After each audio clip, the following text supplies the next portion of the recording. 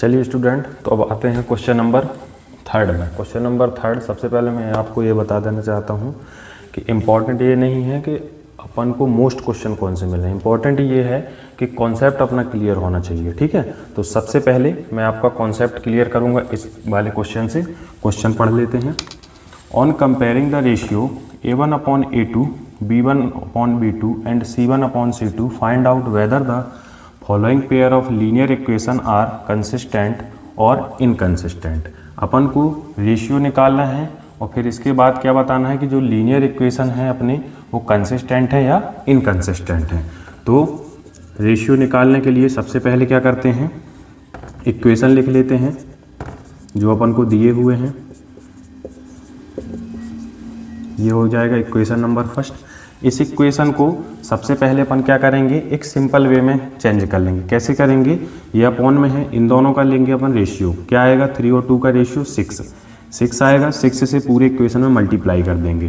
तो 6 से जब मल्टीप्लाई करेंगे 3/2 x multi 6 plus 5/3 y multi 6 equal to 7 multi 6। ये आ जाएगा इक्वेशन नंबर 1। इसको कट कर देंगे, 2 3 जा 6, 3 2 जा 6, मल्टीप्लाई करेंगे 3 3 जा, ये आ जाएगा 9x प्लस 5 2 जा 10y और प्लस क्या हो जाएगा, ये इक्वल हो जाएगा अपना 7 6 जा 42। ये आ गया अपना इक्वेशन नंबर फर्स्ट। अब इसी तरह इक्वेशन नंबर सेकंड जो है सिंपल फॉर्म में है, तो उसको लिख लेते हैं अपन को। 9x minus 10y equal to 14 दिया हुआ है। ये इक्वेशन नंबर अपना कौन सा है, सेकंड है। आगे चलते हैं, कंपेयर करेंगे दोनों इक्वेशन को। कंपेयर द इक्वेशंस विथ, किससे कंपेयर करते हैं, कौन सी इक्वेशन से, ax plus by plus c equal to 0 से। तो सबसे पहले x का कोफिशिएंट इक्वेशन नंबर 1 में लेंगे। तो इसका क्या है, a1 की वैल्यू जो आएगी निकल कर आएगी वो कितनी आएगी, 9। और इसी तरह b1 की वैल्यू जो निकल कर आएगी, y का कोफिशिएंट क्या है, 10। इसी तरह c1 की वैल्यू निकल कर आएगी 42। आगे बढ़ते हैं, a2 की वैल्यू इक्वेशन नंबर 2 से लेंगे। तो ये आ जाएगा x का कोफिशिएंट 9, यहाँ आ जाएगा b2 की वैल्यू जो अपनी निकल कर आएगी वो माइनस का 10 y का कोफिशिएंट। इसके बाद c2 की जो वैल्यू निकल कर आएगी वो कितनी आएगी, 14 निकल कर आएगी। ये अभी अपन ने क्या किया है, a1 b1 c1 a2 b2 c2 की वैल्यू निकाल ली है। अब अपन इन रेशियो का कंपैरिजन करेंगे। किसका कंपैरिजन करेंगे, कंपैरिजन ऑफ रेशियोज।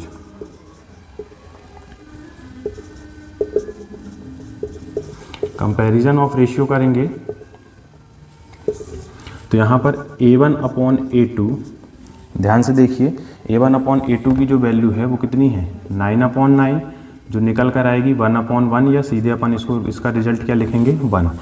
और B1/B2 जो है वो उसकी वैल्यू क्या निकल कर आएगी, 10/-10, जो जिसका रिजल्ट निकल कर क्या आएगा, 1। और C1/C2 की जो वैल्यू है उसको लिख लेते हैं 42/14, जिसकी वैल्यू निकल कर आएगी 3। अब यहाँ पर आप देखिए, क्या A1/A2 की वैल्यू 1 है और B1/B2 की वैल्यू क्या है, -1। तो क्या दोनों इक्वल है, नहीं है।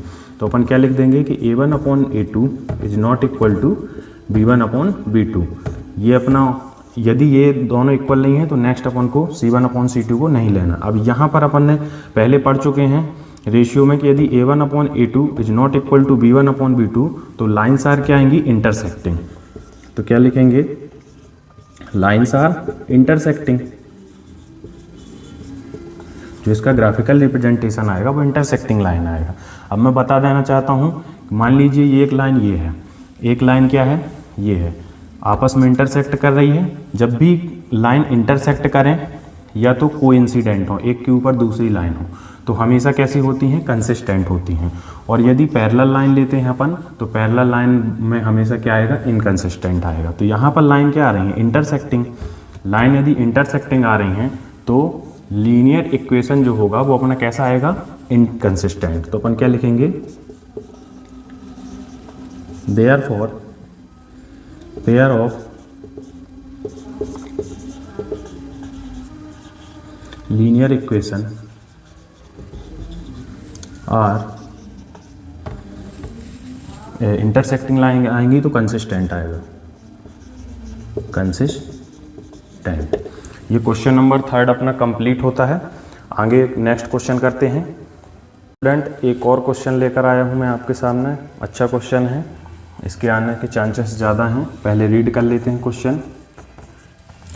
Make a graph of equation, first दिया है और सेकंड दिया है। दोनों इक्वेशन का अपन को ग्राफ बनाना है। Find the coordinate of the vertex of the triangle formed by the lines and the x axis. उसने बोला है कि कोऑर्डिनेट निकालना है अपन को किसके, वर्टेक्स के। किसके वर्टेक्स के? ट्राइंगल के वर्टेक्स के, जो किससे मिलकर के बना है। एक तो जो दो इक्वेशन दिए हैं इनकी लाइन से मिलकर के बना है और एक्स एक्सिस से मिलकर के बना है।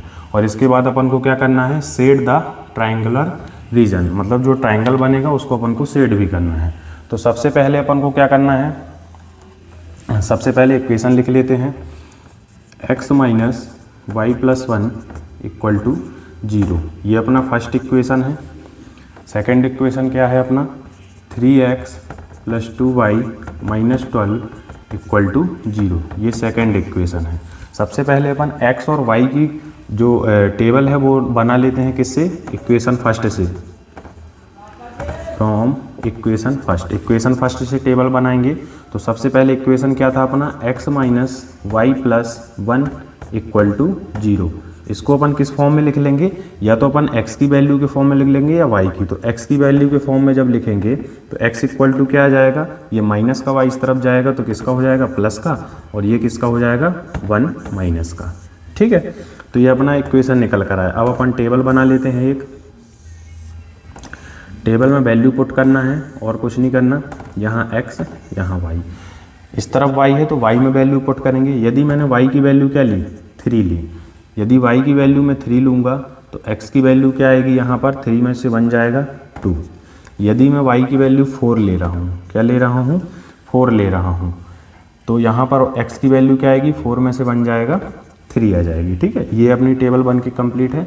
अब इक्वेशन नंबर 2 ले लेते हैं from equation second. Equation number second क्या था अपना, 3x plus 2y minus 12 equal to 0। इसका इक्वेशन बना लेते हैं अपन, या तो x की वैल्यू ले लेते हैं या y की। इसमें x की ली थी तो इसमें भी x की ही ले लेते हैं। x इक्वल टू क्या निकल कर आएगा, ये माइनस का जो 12 है वो इस तरफ जाएगा, किसका हो जाएगा, प्लस का 12 हो जाएगा। ये जो 2y प्लस का है इस तरफ जाएगा तो किस में हो जाएगा, माइनस में 2y। ये 3 जो x के साथ मल्टीप्लाई में था यहाँ आके किस में हो जाएगा, डिवाइड में। ये इक्वेशन निकल कर आएगा। अब इसी से अपन क्या करेंगे, टेबल क्रिएट कर लेंगे, जिसमें अपन x और y की वैल्यू क्या करेंगे, निकालेंगे।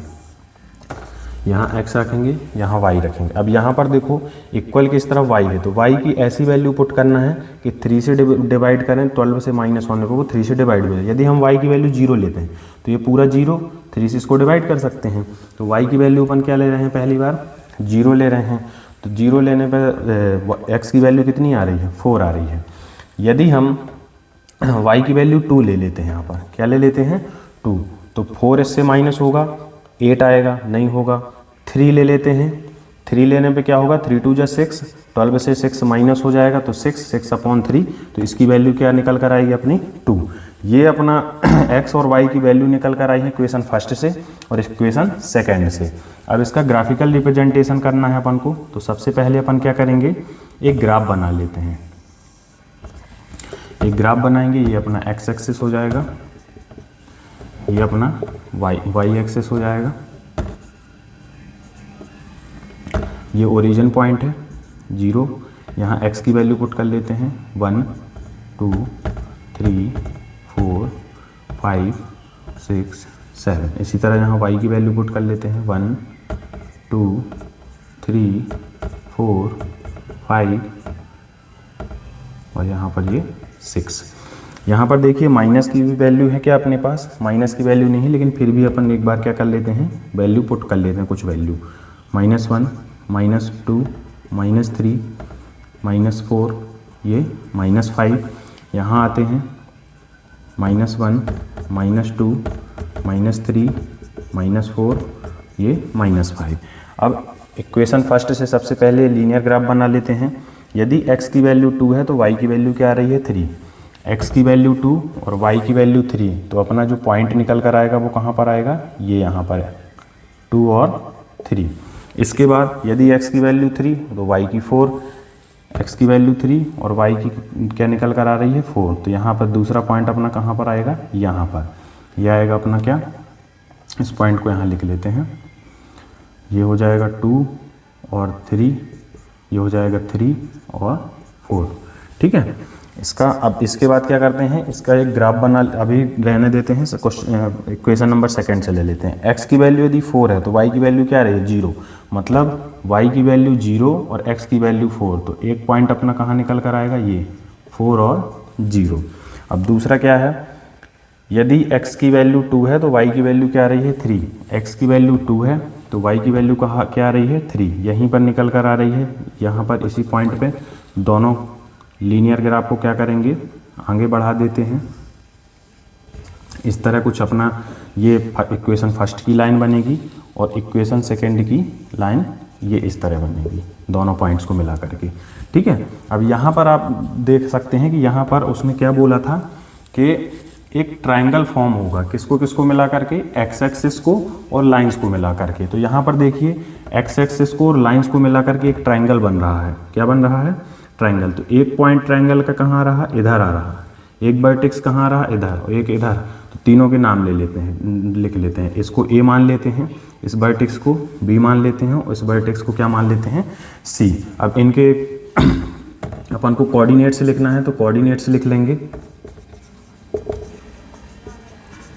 कोऑर्डिनेट्स क्या होंगे, ए के कोऑर्डिनेट अपने क्या हैं 2 और 3, बी के कोऑर्डिनेट अपने क्या हैं, बी कहाँ गया, ये है 4 और 0, और सी के कोऑर्डिनेट अपने क्या हैं, यहाँ पर देखिए ये पॉइंट यहाँ पर आ रहा है, x की वैल्यू माइनस में है और y की वैल्यू क्या आ रही है 0, तो यहाँ पर -1 और 0, ये अपने 3 कोऑर्डिनेट्स निकल कर आएंगे किसके, ट्रायंगल के। अब ट्रायंगल को शेड भी करना था तो अपन चाहें तो फिर इसको इस तरह शेड कर सकते हैं। ये अपना क्वेश्चन नंबर 7 कंप्लीट होता है। अच्छा क्वेश्चन है, इसके आने के चांसेस ज़्यादा हैं, स्किप मत करिएगा, ध्यान से पढ़िएगा इसको।